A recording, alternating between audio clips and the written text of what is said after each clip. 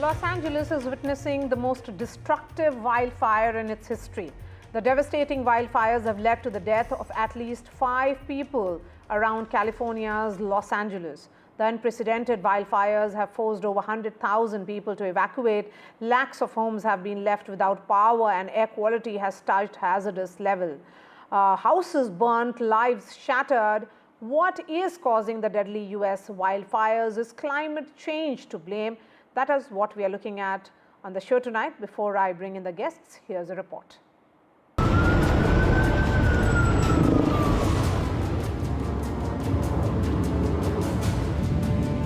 Walls of flames. Apocalyptic scenes at Los Angeles as one of the deadliest wildfires the U.S. has seen engulfs the region, leaving Hollywood's most iconic sites in ruins. The most destructive fire to hit Los Angeles County, the Palisades Fire, one of 5 major fires in the area, has exploded to cover over 17,000 acres, with containment appearing nearly impossible.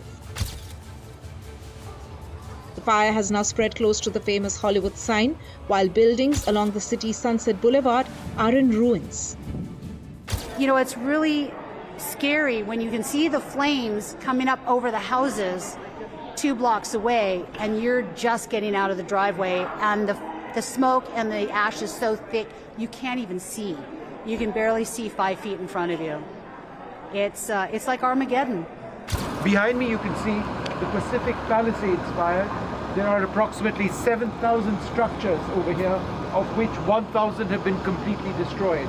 The sense, if you look at all of these fires put together, is that this could end up being the most costly natural disaster potentially in America's history. Firefighters are working constantly. A lot of areas in the greater Los Angeles region do not have electricity at this stage. 5 people have died and over 137,000 people have been evacuated so far. Hollywood A-listers like Mandy Moore, Carrie Elwes and Paris Hilton are among thousands who have lost their homes in this devastating wildfire. Jamie Lee Curtis became emotional on Jimmy Fallon's show over losing her community. While nearly 2,000 emergency responders and firefighters have been deployed and are working to put out the blaze that has decimated homes and businesses, the fire continues to expand at a devastating rate, with 0% contained so far.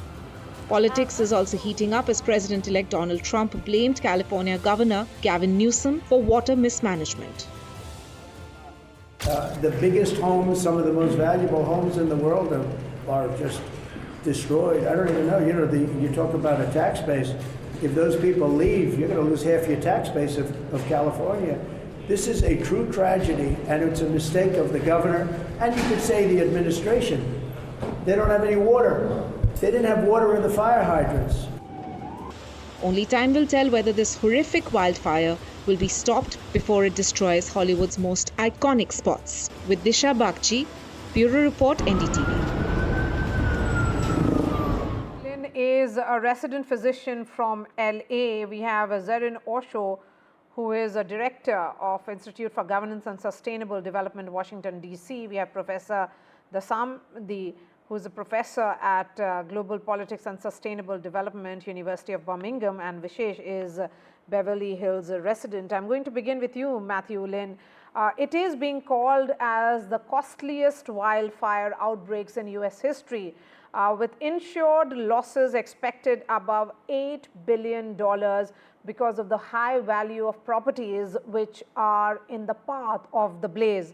The question really is there a solution in sight, or have people in Los Angeles almost given in to what is believed to be a fait accompli? Yeah, this is a very difficult issue, and as the fires continue, we're really focused just on making sure everyone feels safe and everyone has a place to go. The outreach from the community, even amongst my friend groups and even amongst my coworkers, has been really incredible. People are always checking in with others, seeing if people are safe, making sure that others have a place to stay, are supported, have electricity. The long-term solutions may be coming, or they may be harder to find in the immediate moment. I think a lot of people right now in Los Angeles are just kind of focused on the here and now, making sure that they can make it through the fires, that their loved ones are safe for now. question is, what about cities' preparedness? It's not, wildfires aren't really new to Los Angeles, but because of the scale and it being, it's continuing for several days, there is water shortage which has happened as well. The question is, did the city's administration not prepare its people for this? I think it's the magnitude of this fire is very difficult to anticipate and very difficult to prepare for. Okay. So that's the with the gusts of wind there. Ms. Osho. So what has happened, Maria? Firstly, thank you so much for having me. There is this particular fire has been caused by two elements, most significantly. One is something called as the Santa Ana winds, which essentially transport the hotter air from mainland inland areas towards the coast. And the second thing that has contributed to the expansive nature of this fire is the dry vegetation.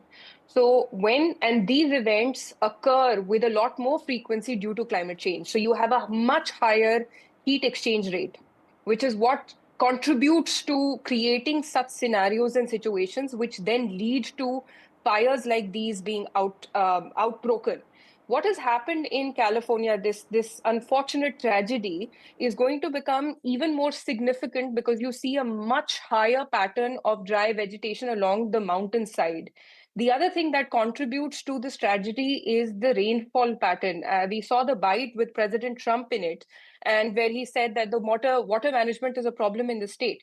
What is actually happening this winter in California is that the amount of registered or observed rainfall and precipitation rates are much, much lower than what it on average receives, which has also contributed to this. Okay. And what must also be spoken of are the implications, like you brought about the point of about $8 billion in insurance costs. Yes. These have implications. These have implications for future insurance rates for the people who are going to live in these areas. And it also impacts India.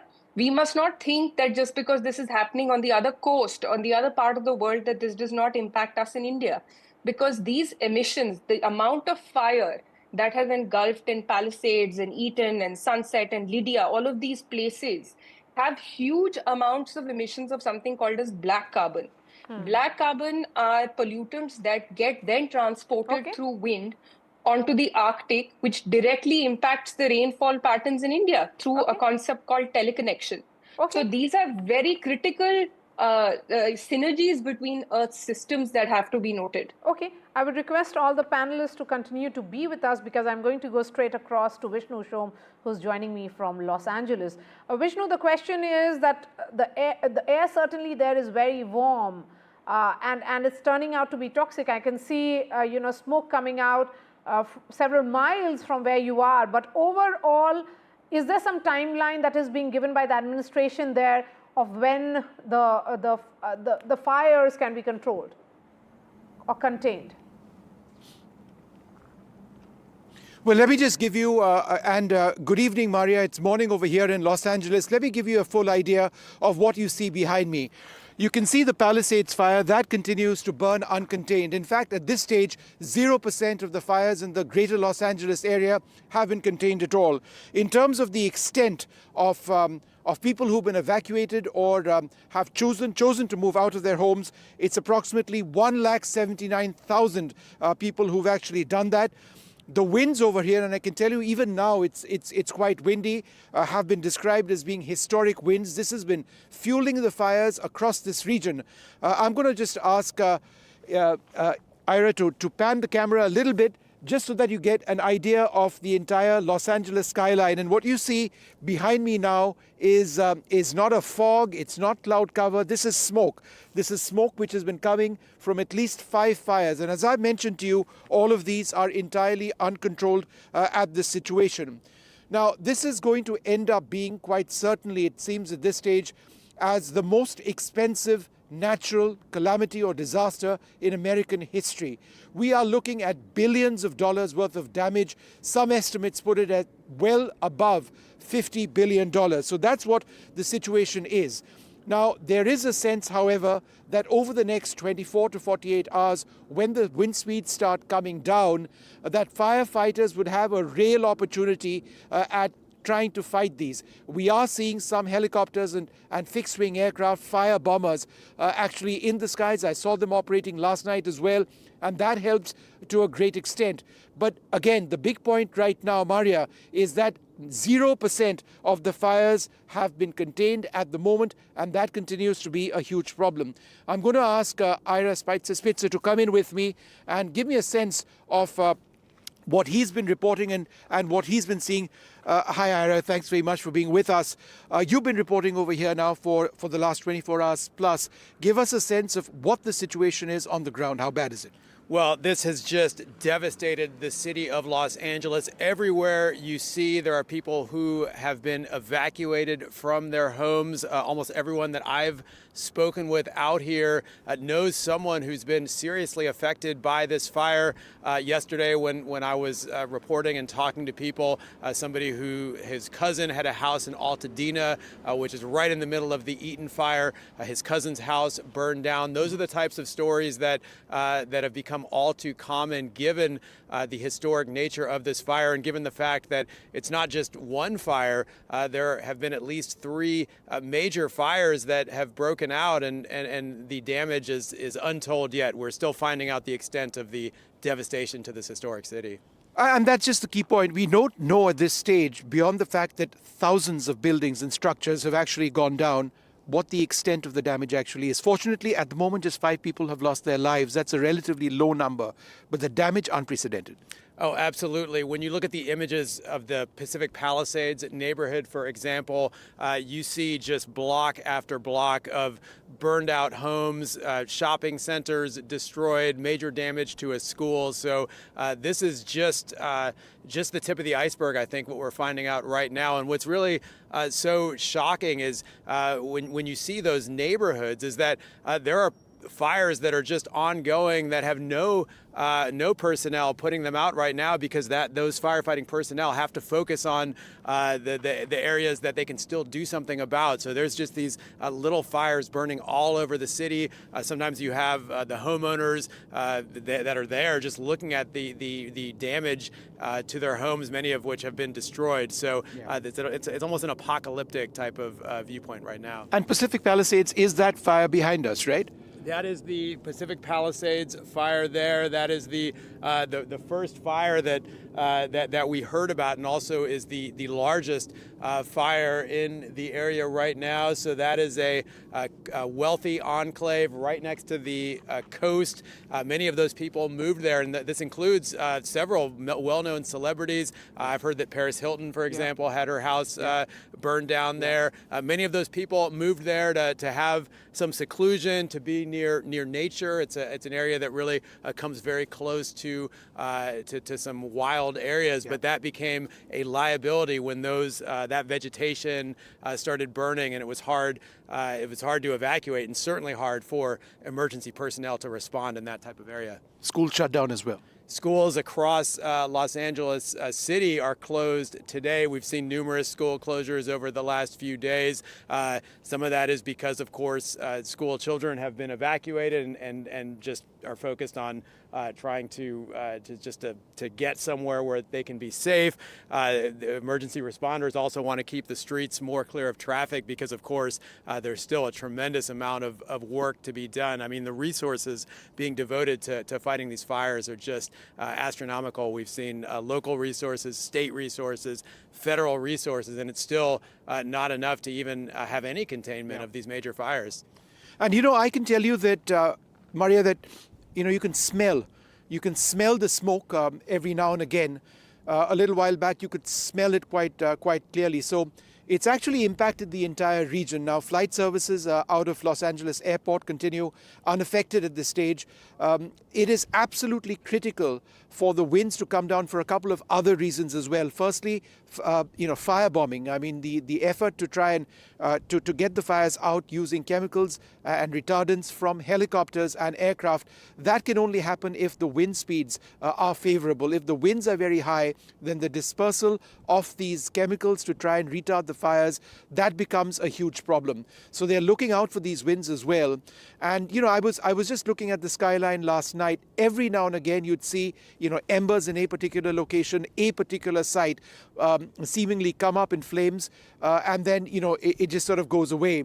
But this morning, as I report to you, you can see a lot of smoke across the entire skyline. So that remains a cause of huge concern. Maria. All right, Vishnu, thank you so much for that report from Ground Zero. Let me bring in other guests now. Professor Dasandi, the question here is, as Vishnu was pointing out, the concern is about high winds and drought in this area, which has made the vegetation very dry and also easy to burn. My question is, do we really know the exact circumstances that led to these wildfires? So I'd say we don't right now at the moment, so we don't know what the exact cause was. There's a range of factors that contribute to the spread of wildfires. So there'll be lots of analysis done to model, what contribution climate change has made. But I think it's safe to say that, we know in many regions around the world, particularly in Western United States of America, climate change is making wildfires larger, more intense, and more destructive. So, it's highly likely that climate change has played a major factor in how devastating these wildfires have been. Okay, a word from you as well, Vishesh. I was reading this article, in fact, which is quoting David Acuna, who is the chief battalion at the Californian Fire Service. He says that some 95% of the wildfires is started by humans.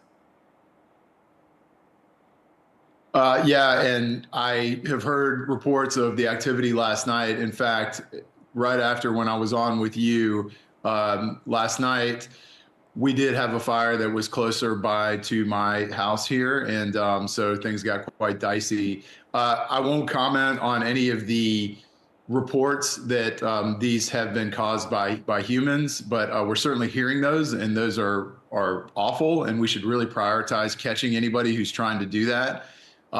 But what I'll say is, you made a comment about the resources for the fire department. We are seeing the brave first responders come out and help us and save lives.